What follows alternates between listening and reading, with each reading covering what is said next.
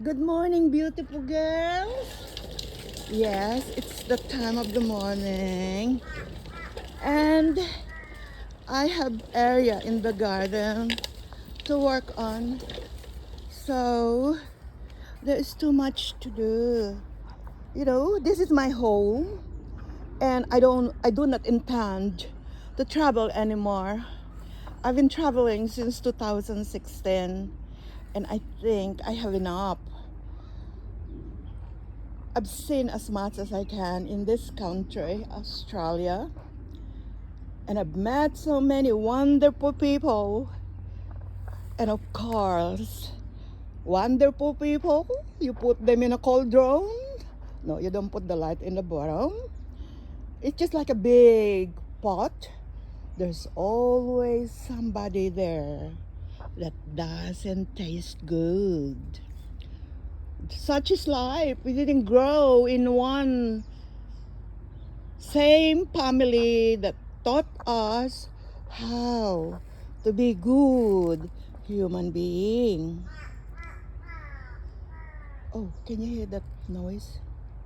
Yes, there's always good and bad. So do not focus on the bad.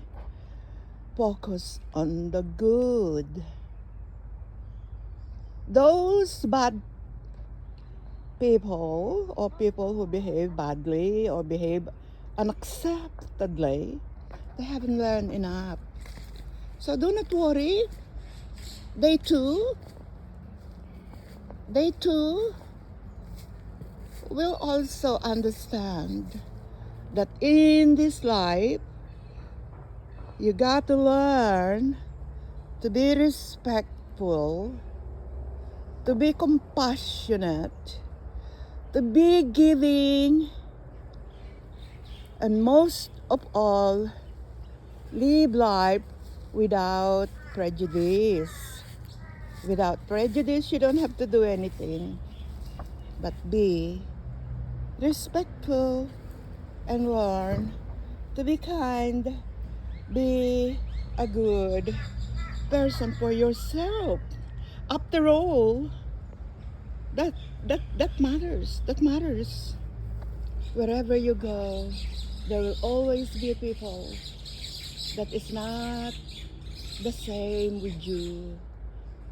Even people who have the same mothers and fathers behave differently. The thing you can do, you do because you don't want to be a person that everybody don't want to be around. Don't make enemies. That is number one. Have a good day.